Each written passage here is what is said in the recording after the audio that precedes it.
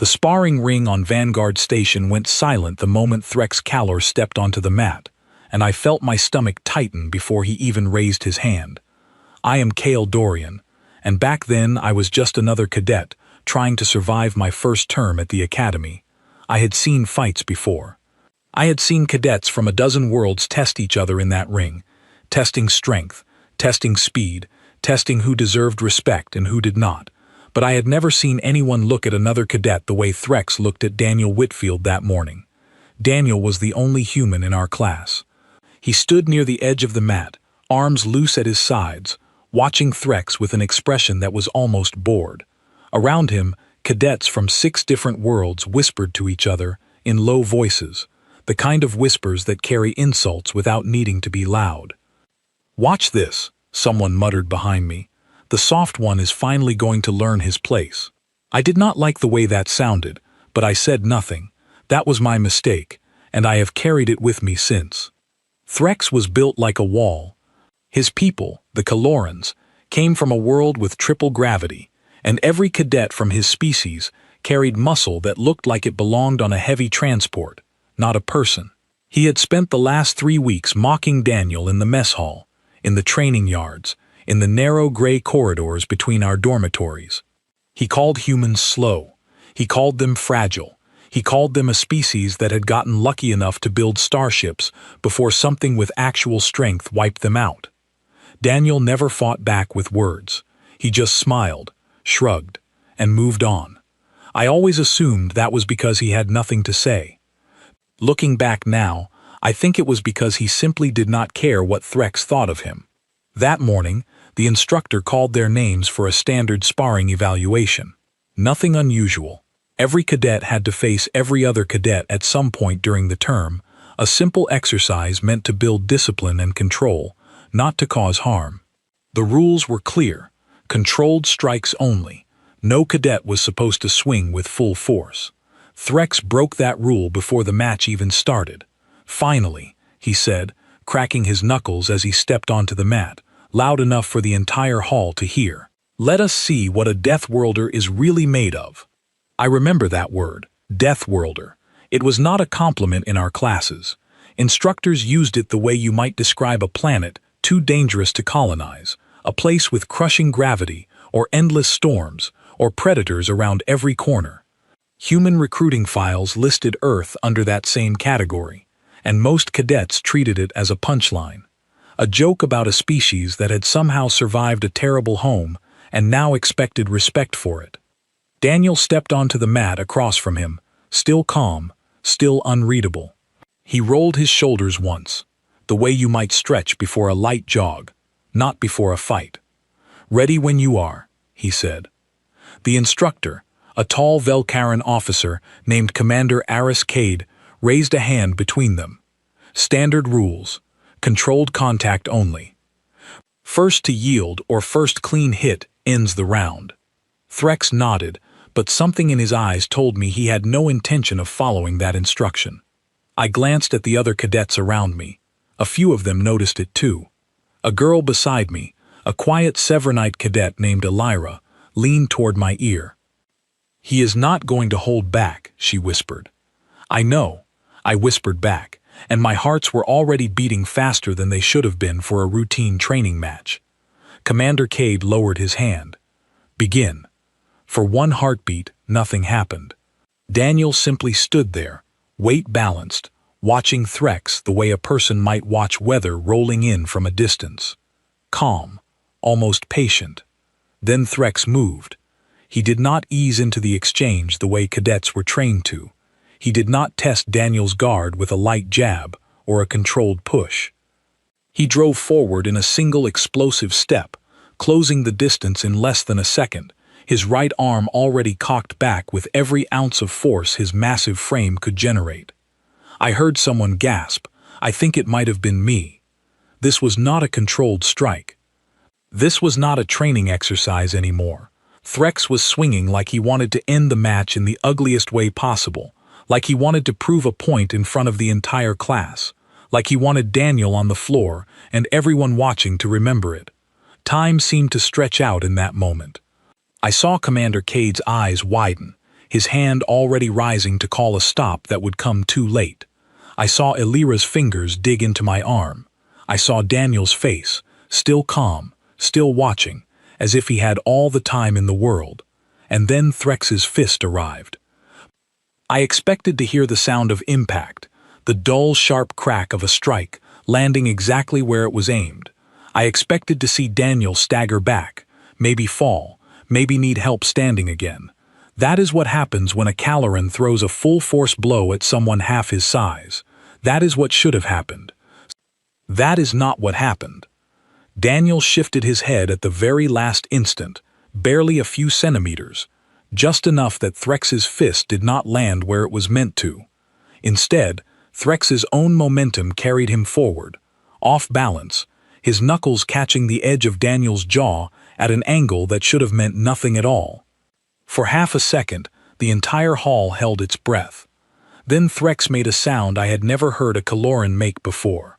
A short, sharp cry, cut off almost as fast as it started, followed by the unmistakable sound of something inside his face, giving way under the force of his own attack.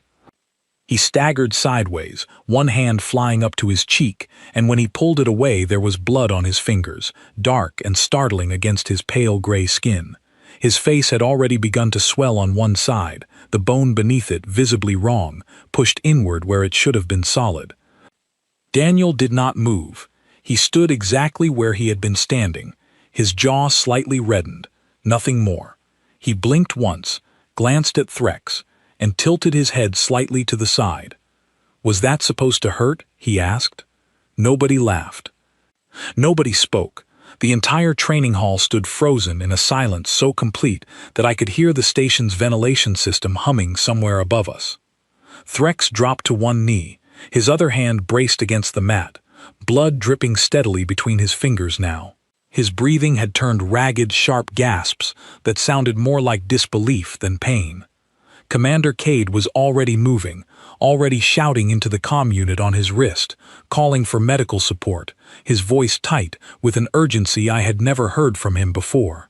Two other instructors rushed onto the mat, kneeling beside Threx, checking his face with careful hands while he stared at nothing, his eyes wide with something I can only describe as shock, not from an injury, but from the impossible fact of it. I stood frozen at the edge of the mat, staring at Daniel, who still had not moved from his spot. He looked down at Threx with an expression that held no satisfaction, no anger, nothing close to triumph. If anything, he looked mildly concerned, the same way you might look at someone who had tripped over their own feet in front of you. "You need to sit still," Daniel said quietly, crouching down beside Threx, despite the instructors already working around him. "Don't try to talk, just breathe." That was the moment everything I thought I understood about humans began to crack apart. I had grown up hearing about Deathworlders in passing conversation, in old recruitment briefings, in half-remembered lessons about why certain species were classified differently than others. I had never once thought about what those words actually meant. I had never considered that a species built to survive impossible conditions might carry that survival inside their bones in ways the rest of us could not see. Threx was carried out of the training hall on a medical stretcher less than 2 minutes later, his face wrapped in emergency dressing, his eyes still wide with the same disbelief that had not yet faded. The surgeons were already waiting by the time the stretcher reached the medical bay doors, their equipment prepared for reconstructive work that should never have been necessary after a routine sparring match. I watched the doors close behind him, and then I turned back to look at Daniel, who was being checked by a medic near the edge of the mat, standing the entire time, waving off a chair someone offered him. "I'm fine," he said, rubbing his jaw with 2 fingers. Barely felt it. I believed him. That was the strange part. I believed every word of it, and somehow that made the entire moment more unsettling than if he had been lying. Commander Cade approached him a few minutes later, his expression unreadable, his eyes moving over Daniel with the same careful attention the surgeons had given Threx. "Cadet Whitfield," he said slowly, "step aside with me for a moment." Daniel nodded and followed him toward the edge of the hall, and I watched them go, my mind still trying to process what I had just witnessed. Around me, the other cadets had begun whispering again, but the tone had changed completely. No more mockery, no more jokes about soft, fragile Deathworlders, just quiet, uneasy questions that none of us knew how to answer yet. I glanced toward the medical bay doors one last time before the training hall was cleared for the next class, and I remember thinking one thought clearly, a thought that would follow me for weeks afterward. We had all been wrong about him. About all of them. And somewhere behind those doors, surgeons were already working to repair a face that had been broken not by an act of violence from Daniel Whitfield, but by an act of violence against him that had somehow, impossibly, turned back on the one who threw it. The training hall emptied slowly, cadets filing out in small groups, their voices low, their eyes darting back toward the mat, where dark drops of blood still marked the surface. I stayed behind longer than I should have, unable to make myself leave, until I understood what had just happened. Elira found me near the equipment racks, her arms crossed, her expression caught somewhere between fascination and unease. "Did you see his face when it happened?" she asked. Threx looked like the mat had betrayed him. "It wasn't the mat," I said quietly. "It was his own strike." She frowned, clearly turning the idea over in her mind. "That doesn't make sense. Daniel barely moved. He just tilted his head." "That's exactly what I mean," I said. "He didn't need to do anything else." Neither of us had an explanation that satisfied the question sitting heavy in the room. We both knew the basics of Caloran's strength. We had both watched Threx train for weeks, had seen him crack training pads meant to withstand far more force than a human jaw should have been able to survive. And yet somehow, it was Threx who had walked away broken. Commander Cade returned to the training hall a few minutes later, his expression still carefully controlled, though I noticed a tightness around his eyes that had not been there before the match began. He gathered the remaining cadets with a short gesture. "The match is over for today," he said. "Return to your quarters. Cadet Whitfield has been cleared by medical staff and will resume the standard schedule tomorrow." "And Threx?" someone asked from the back of the group. Commander Cade paused before answering, choosing his words with obvious care. "Cadet Calor is receiving treatment. That is all the information available at this time." It was not much of an answer, but it was clear he did not intend to give us more. The group dispersed, cadets breaking off into pairs and small clusters, already whispering theories to each other as they walked. I stayed a moment longer, watching Commander Cade's face as he studied the mat, his gaze lingering on the spot where Threx had fallen. "Sir," I said before I could stop myself, "how badly is he hurt?" The commander looked at me for a long moment, as if deciding whether the question deserved an answer. Finally, he exhaled and spoke, his voice lower than before. "Multiple fractures along the left side of his face," he said. "The surgical team is preparing for a full reconstruction. It will take time for him to recover." "From a strike he threw himself?" I asked, unable to hide the disbelief in my voice. Commander Cade's eyes flicked toward the doorway where Daniel had exited earlier, his jaw tightening slightly. "Yes," he said simply. "From a strike he threw himself." He did not elaborate further, and I did not push. I left the training hall with more questions than I had walked in with, and those questions followed me through the rest of the day like a shadow I could not shake. I found Daniel later that afternoon in the mess hall, sitting alone at a corner table, a tray of food barely touched in front of him. He looked up when I approached, offering a small, tired smile. "Come to check if I actually survived?" he asked, the humor in his voice gentle rather than sharp. "Something like that," I admitted, sitting across from him. "Are you really all right?" He rubbed his jaw again, the same spot Threx's fist had grazed, and shrugged. "Little sore. Nothing major. I've had worse falling off a bike." I had no idea what a bike was, but the comparison struck me as strange given what I had just witnessed. "Threx hit you as hard as he could," I said. "I saw it. Everyone saw it." "I know," Daniel said, his expression sobering slightly. I moved my head at the last second, wasn't trying to hurt him, just trying not to get hit square on. "And that's what caused this?" I asked. A slight movement of your head? He considered the question for a moment before answering. Guess so. He put everything into that swing. When it didn't land clean, all that force had nowhere good to go. I think it just came back on him. It sounded almost too simple, and yet something about the explanation unsettled me more than a complicated one would have.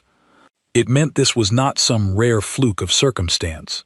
It meant Daniel's body had done exactly what it was built to do, without any special effort, without any conscious plan, simply by existing the way it existed. Is this normal? I asked. For your species. Daniel paused, considering the question with more seriousness than I expected. Normal is a strange word, he said finally. Where I come from, people get hurt all the time. Sports, accidents, just walking down the street sometimes. You learn early that your body can take a lot more than people expect, because it has to. Earth wasn't exactly gentle to anyone. I thought about the recruitment files again. The term Deathworlder listed beside Earth's classification, and for the first time I understood it was not meant as an insult at all.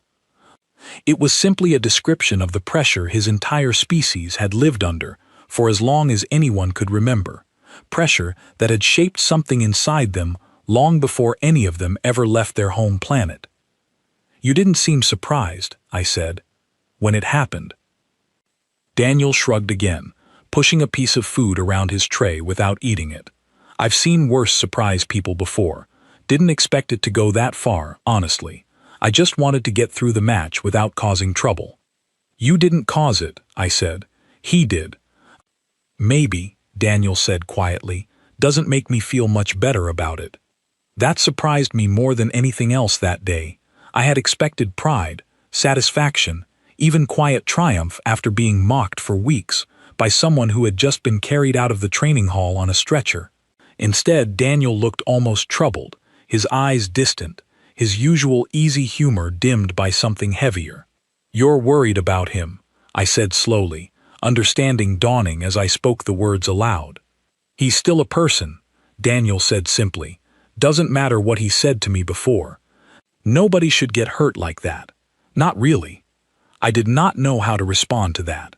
I had spent weeks watching Threx belittle Daniel in every way he could manage, and I had said nothing, done nothing, offered no defense because it seemed easier to stay silent than to draw attention to myself.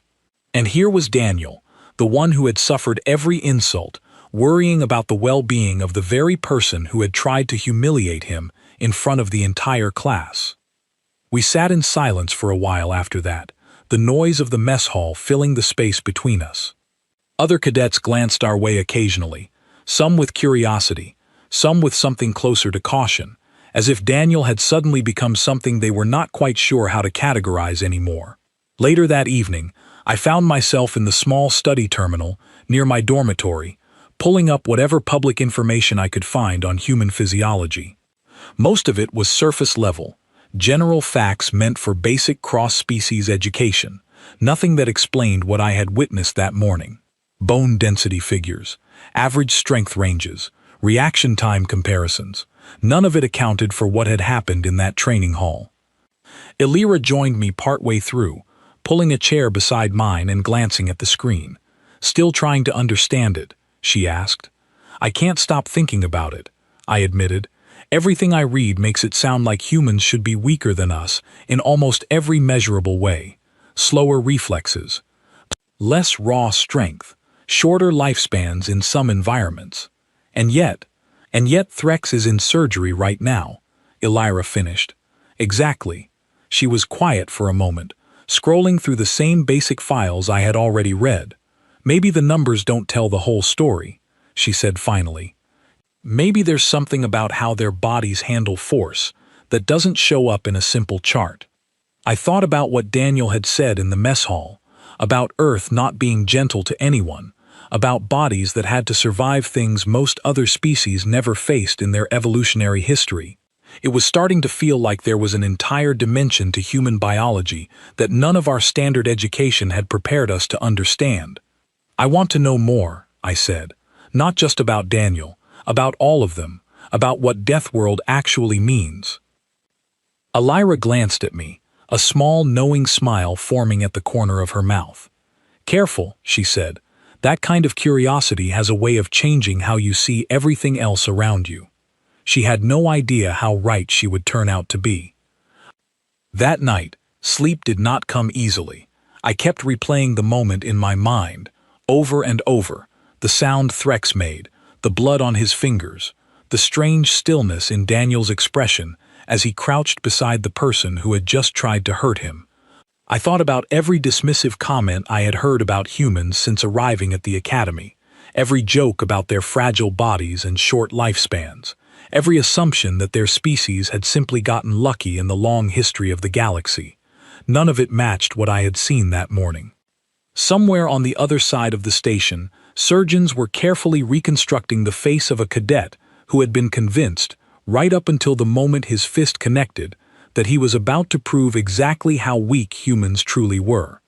I had a feeling, lying there in the dark, that a great many people across the fleet were about to learn the same lesson Threx had just learned, and that the lesson would not be a gentle one. The medical wing of Vanguard Station occupied the lower ring of the structure, a quiet corridor lined with sealed doors and soft white lighting that always felt colder than the rest of the station. I had never spent much time there before, and I found myself standing outside its entrance 2 days after the match, unsure whether I actually had the right to ask about Threx's condition at all. A young medical technician named Elena Voss found me hovering near the entrance, a datapad tucked under her arm, her expression curious rather than annoyed. "You're one of Calor's classmates?" she asked. "Yes," I said. "Cale Dorian. I wanted to know how he was doing, if that information is available." Elena studied me for a moment, before nodding slightly. "He's stable. The surgery went well, all things considered. Reconstructive work like that usually takes longer to plan, but our lead surgeon has handled worse." "Multiple fractures," I said, remembering what Commander Cade had told me. "From one strike." "One strike he threw himself," Elena said, and something in her tone told me she found the entire situation just as strange as everyone else. "I've read the incident report. It doesn't happen often, but it isn't the first time I've seen something like this." That caught my attention immediately. "You've seen this before? With humans?" Elena hesitated, glancing around the corridor, as if checking whether anyone else was close enough to hear. "I probably shouldn't be talking about this," she said, "but you clearly aren't going to stop asking, and I'd rather you hear it from someone who actually understands the medical side of things instead of piecing it together from rumors." She led me to a small break room near the medical wing entrance, empty at this hour, and gestured for me to sit across from her at a narrow table. "Human physiology is unlike anything else the fleet has catalogued," she began. "When the first human recruits joined the officer exchange program, most of our medical staff assumed their files were exaggerated. Bone density readings that seemed impossible for a species without any obvious biological augmentation. Healing rates that outpaced almost every known baseline species by a significant margin. Pain tolerance thresholds that our equipment initially flagged as sensor errors, because no one believed the numbers could be accurate." "But they were accurate," I said. "They were," Elena confirmed. "It took months of additional testing before anyone trusted the data, and even then, most people outside the medical field never bothered to read the reports. It's easier to underestimate a species than to understand why the numbers don't make sense." I thought about every mocking comment I had heard cadets make about humans since the term began, every assumption dismissed as fact simply because it fit expectations built on outdated impressions. Why didn't anyone explain this properly? During orientation, during basic training, anywhere?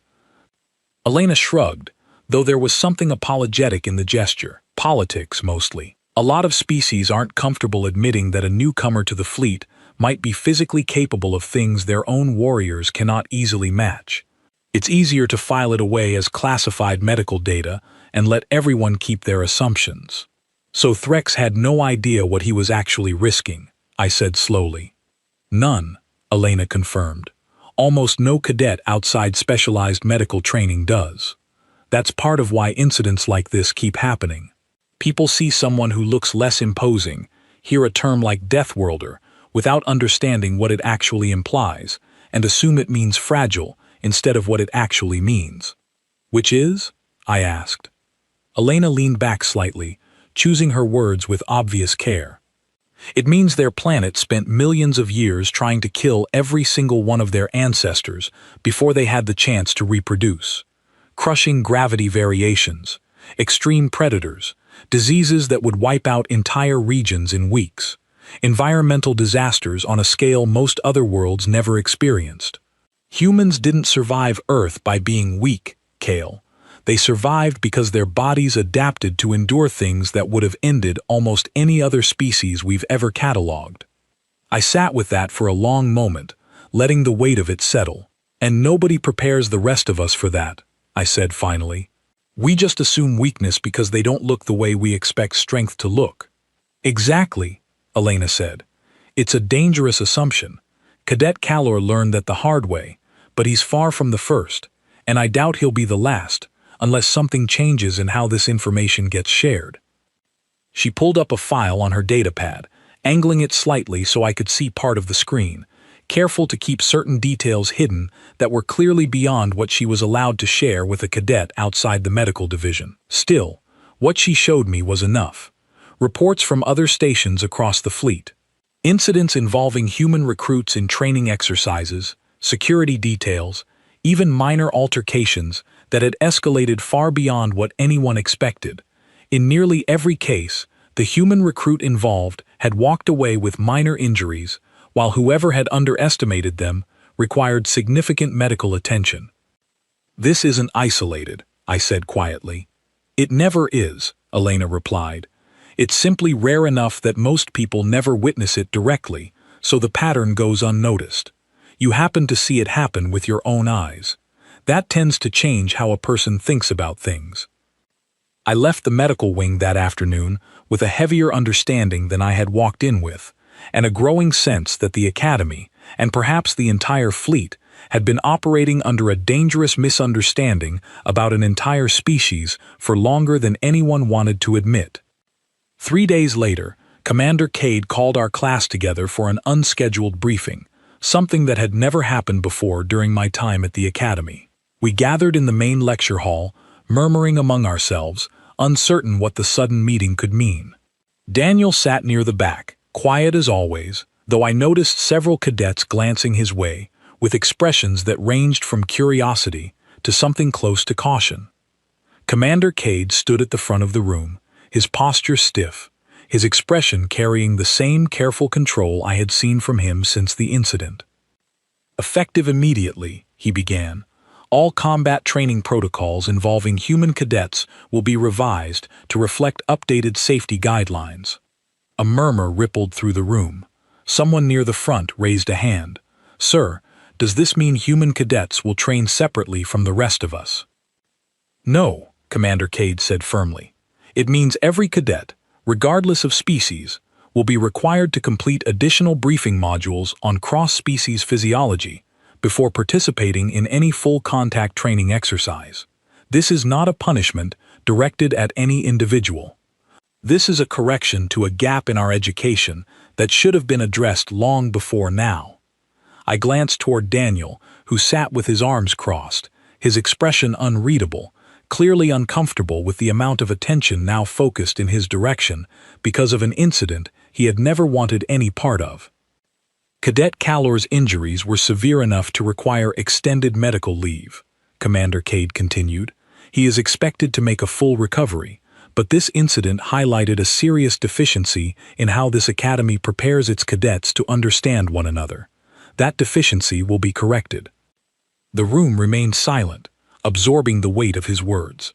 I had a feeling most of the cadets in that hall were thinking the same thing I was thinking, replaying the sound of that strike, the sight of Threx on the mat, the calm and almost gentle way Daniel had knelt beside him afterward instead of walking away in triumph. After the briefing ended, I caught up with Daniel in the corridor outside the lecture hall. He looked tired, in a way that had nothing to do with physical exhaustion. This is a lot of attention for one bad sparring match, he said, half joking, though the strain in his voice was clear. "You didn't ask for any of it," I said. "No," he agreed. "I really didn't." He paused, glancing toward the medical wing corridor, visible at the far end of the hallway. "Have you heard anything about how he's doing?" "He's stable," I said. "The surgery went well." Daniel nodded slowly, some of the tension easing from his shoulders. "Good," he said quietly. "That's good." I studied him for a moment, still trying to reconcile the quiet, almost gentle person standing in front of me with the impossible outcome of that sparring match. "Doesn't it bother you," I asked, "that people are only paying attention to you now because of something that happened by accident?" Daniel considered the question carefully before answering. "A little," he admitted. "I'd rather people paid attention because of something I actually did on purpose. But I guess that's not really up to me." "What would you want them to notice instead?" I asked. He thought about it for a long moment, his eyes distant, and when he finally answered, his voice was quiet but certain. "That we're not looking for anyone to be afraid of us," he said. "We just want a fair chance to prove what we can actually do, without everyone assuming the worst or the least about us, before we even get the chance to show them." That conversation stayed with me for a long time afterward. Somewhere in the medical wing, Threx was recovering from injuries caused by his own assumptions the entire academy had shared without ever questioning them. And somewhere in that same station, a single human cadet was quietly hoping for nothing more than the chance to be understood, rather than feared or dismissed. I did not yet know how much that hope would be tested in the weeks that followed, or how many more assumptions across the fleet would be forced to change because of what had started with one careless strike in a training hall meant for controlled contact only. Threx was released from the medical wing 11 days after the incident, and the first time I saw him again, I almost did not recognize him. The surgeons had done careful work rebuilding the left side of his face, but the swelling had not fully faded, and a thin line of healing tissue traced along his cheekbone where the fracture had been repaired. He moved slower than before, more cautious, his usual confident stride replaced by something quieter, almost hesitant. I found him alone in the small courtyard outside the dormitory wing, sitting on a bench, staring at nothing in particular. I almost turned away without approaching him, unsure whether he would want company, especially mine, but something made me stop. "Threx," I said carefully. He looked up, and for a moment, his expression carried something I had never seen from him before. Not anger, not pride, something closer to embarrassment, maybe even shame. "Come to see the damage for yourself?" he asked, his voice rougher than I remembered. "No," I said, sitting down at the far end of the bench. "Came to see how you were doing." He studied me for a long moment, as if trying to decide whether I meant it. Finally, he let out a slow breath and looked back toward the courtyard's small garden, the only patch of real vegetation anywhere on the station. "I keep replaying it," he admitted quietly, "over and over. I threw everything I had into that strike. I wanted to humiliate him in front of everyone." "I remember," I said. "He barely moved," Threx continued, his voice tightening. "A few centimeters. That's all it took. And I ended up here, rebuilding half my face, while he walked away with barely a mark on him." I did not know what to say to that, so I let the silence stretch between us for a moment before responding. "Did anyone explain to you why it happened?" Threx shook his head slowly. "Not really. Just that human bone density and muscle structure are apparently unlike anything on the standard charts. Nobody bothered explaining that before I threw a full strike at one of them. Nobody explained it to any of us," I said. "I only found out because I went looking for answers afterward." Threx was quiet for a long moment, his jaw tight, his eyes fixed on some distant point beyond the garden. "I underestimated him," he said finally. "I looked at him and saw someone smaller, someone from a species everyone jokes about, and I assumed that meant something about how strong he actually was. I was wrong." "You're not the only one who assumed that," I said. "I did too. I just never said it out loud the way you did." He glanced at me, something almost grateful in his expression. "At least you're honest about it." We sat together in silence for a while after that, the quiet hum of the station's ventilation system filling the space between us. Finally, Threx spoke again, his voice quieter than before. "He visited me," he said, "while I was still recovering. I didn't expect that. That surprised me, though it should not have, given everything I had already learned about Daniel." "What did he say?" "Not much, honestly," Threx admitted. "Asked how I was feeling. Told me he was sorry it had gone as far as it did. I kept waiting for him to say something about how he had proven a point, about how I deserved it after everything I said to him. He never did." "That sounds like him," I said. Threx let out a short, humorless laugh. "I spent weeks trying to make him feel small," he said, "and the moment I actually needed help, he was the first person to check on me. I don't know what to do with that." I did not have an easy answer for him. I was still working through my own understanding of everything that had happened, still trying to reconcile the calm, unassuming cadet I had watched in the mess hall with the impossible physical resilience that had put Threx in the medical wing for over a week. "Are you going back into training?" I asked. Threx nodded slowly. "Eventually. Commander Cade wants me to complete the new cross-species briefing modules before I return to full contact exercises.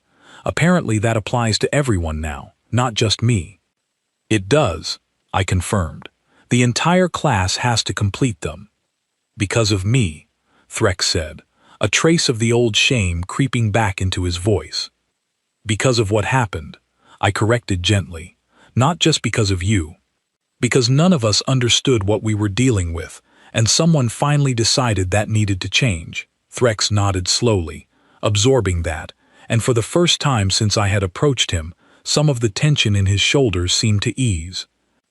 Later that week, I finally gained access to the full cross-species briefing modules that Commander Cade had mentioned, curious to see how much of what Elena had told me in the medical wing would actually be shared openly with the rest of the cadets.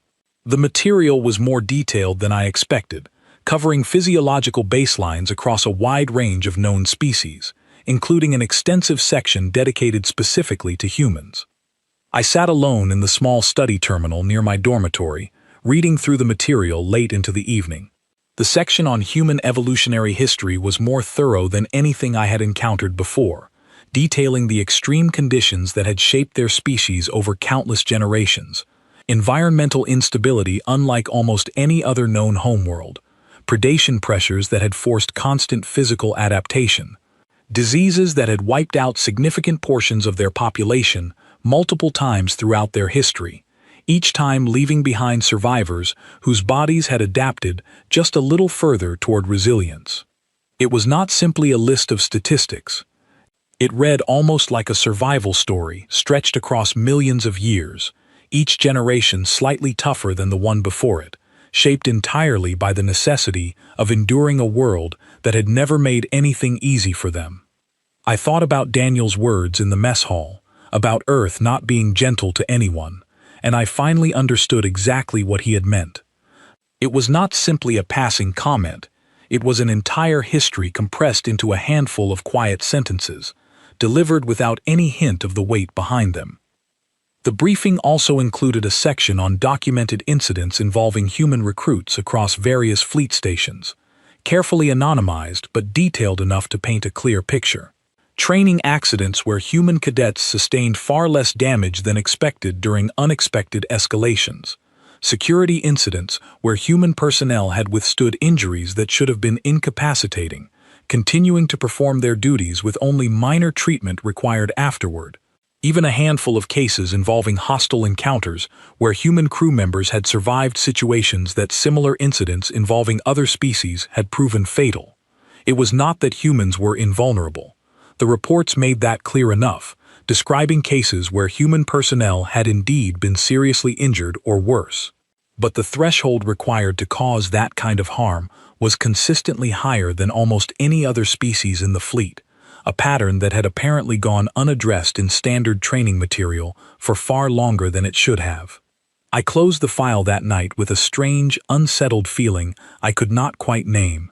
It was not fear exactly, though there was something to that. It was closer to a dawning respect, mixed with something like guilt, for how easily I had accepted the dismissive jokes and assumptions that had surrounded Daniel since the day he arrived at the academy. The following morning, Commander Cade gathered our class again, this time for the first of the new cross-species training sessions.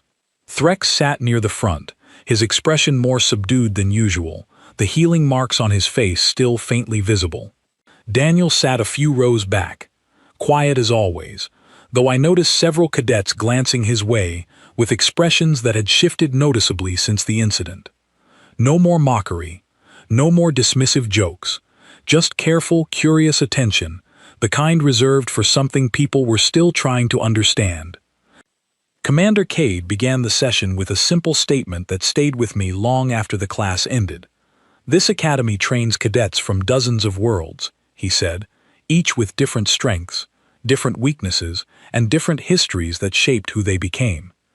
It is easy to assume you understand a species based on assumptions, appearances, or old jokes passed down without any real information behind them. It is far more difficult, and far more important, to actually understand the truth." He glanced briefly toward Daniel, then toward Threx, before continuing. "What happened in this training hall 11 days ago should never have happened," he said. "Not because a strike was thrown, but because none of you were given the information necessary to understand the risks involved. That failure belongs to this academy, not to any single cadet in this room." The room remained silent, absorbing his words, and I found myself glancing toward Daniel again, watching his quiet, steady expression as the weight of the moment settled over the entire class. I did not know it then, but that briefing marked the beginning of a much larger shift, not just within our small academy class, but across the fleet as a whole. The incident between Threx and Daniel had been small in scope, a single sparring match gone wrong, but the questions it raised were far larger than either of them could have anticipated. What did it truly mean to come from a Deathworld? How many other assumptions had the fleet carried for years without ever questioning them? And what would it mean, going forward, to actually understand the species standing beside you, instead of simply assuming you already did? Those questions would follow me long after that day, shaping the way I saw every new recruit who arrived at the academy in the months that followed, human or otherwise. 3 weeks passed before Threx returned to full contact training, and when he finally stepped back onto the mat, the entire class watched with a different kind of attention than they had given him before. No mockery, no whispered jokes, just quiet, careful observation, the kind reserved for someone everyone had learned not to underestimate again, though perhaps not for the reasons anyone expected. Daniel was already on the mat when Threx arrived, going through a series of warm-up stretches with Commander Cade nearby, reviewing the updated safety protocols with the rest of the class one final time before pairing cadets for the session. I watched Threx pause at the edge of the mat, his eyes finding Daniel across the room, and for a moment neither of them moved. Then Daniel raised a hand in a simple, casual wave, the same easy gesture he might have offered to any other cadet in the room. "Good to see you back," he called out. Threx hesitated before responding, clearly uncertain how to react to the warmth in Daniel's voice after everything that had happened between them.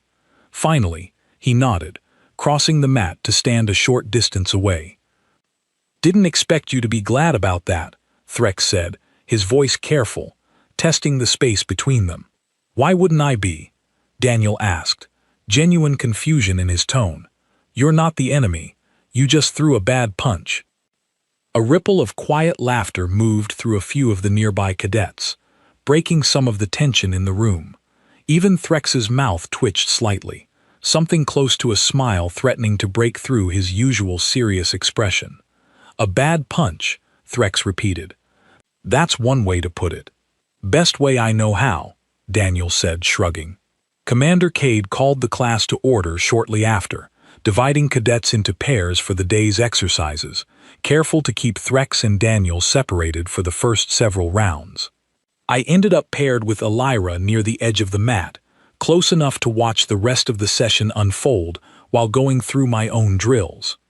It was during a break between rounds that something happened I had not expected. Threx approached Daniel directly, his posture stiff, clearly forcing himself through something uncomfortable. "I want to ask you something," he said, loud enough that several nearby cadets, myself included, could not help overhearing. "Go ahead," Daniel said. "Would you spar with me again?" Threx asked, properly this time, controlled. "I want to actually learn something from it instead of just trying to prove a point." The training hall went quiet again, though this silence felt different than the one that had followed the original incident. This one carried anticipation rather than dread. Daniel considered the request for a moment, studying Threx's expression carefully before answering. "Yeah," he said finally, "I'd like that." Commander Cade, who had been observing the exchange from a short distance away, stepped forward with obvious approval. "A controlled demonstration round," he said, "full safety protocols in place. This time, we do it properly." The two of them squared off on the mat once more, though the atmosphere in the room could not have been more different than it had been 3 weeks earlier. No mockery, no hostility. Just two cadets from vastly different worlds, finally approaching each other with something resembling mutual respect. Commander Cade called the start of the round, and this time, Threx moved carefully, deliberately, testing Daniel's guard with controlled strikes instead of reckless force.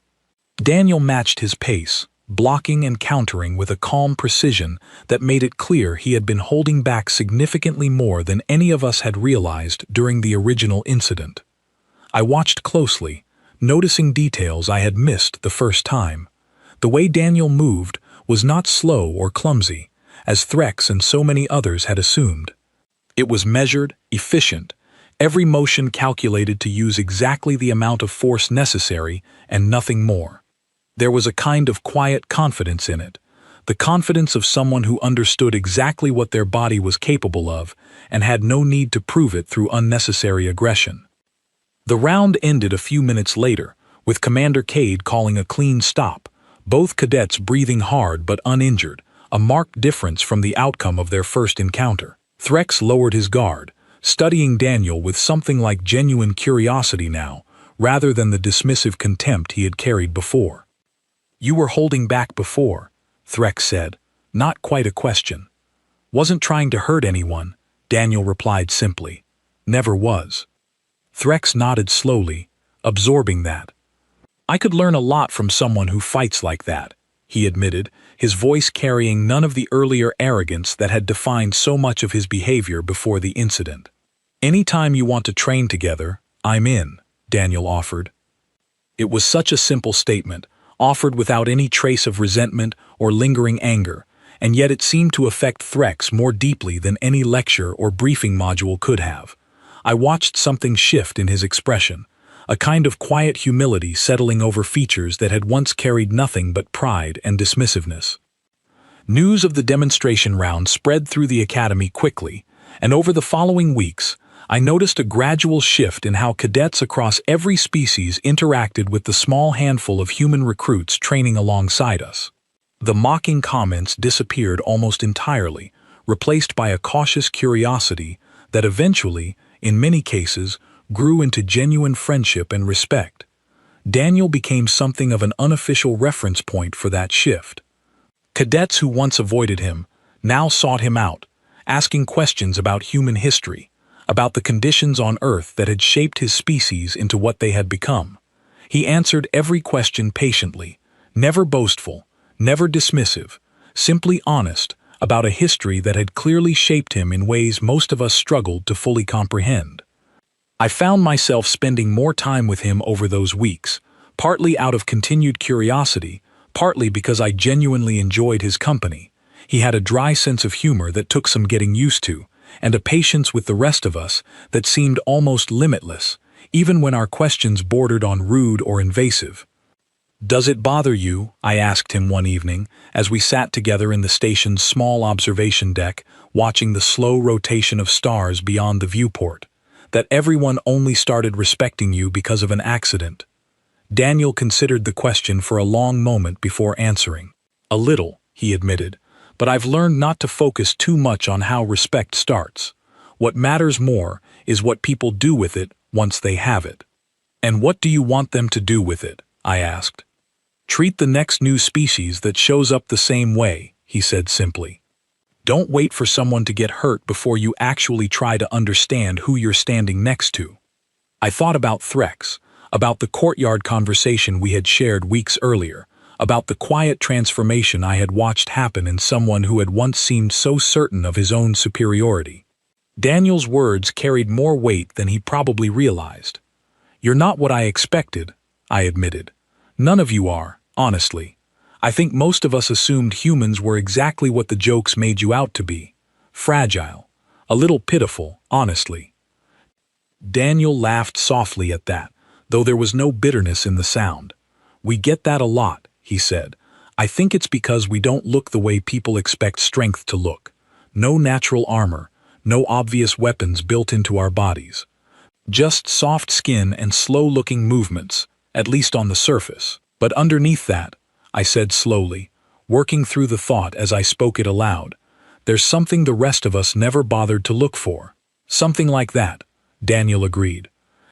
We sat in comfortable silence for a while after that, watching the stars drift slowly past the viewport, and I found myself thinking about everything that had changed since that first sparring match. Threx, humbled and searching for genuine understanding instead of dominance. An entire academy class forced to confront assumptions they had never bothered questioning. A new set of training protocols that would likely shape how future cadets across the fleet understood species they had never encountered before. All of it traced back to a single strike thrown out of nowhere, one that had shattered far more than Threx's face. It had shattered an entire set of comfortable assumptions the rest of us had carried, without ever realizing how dangerous they truly were.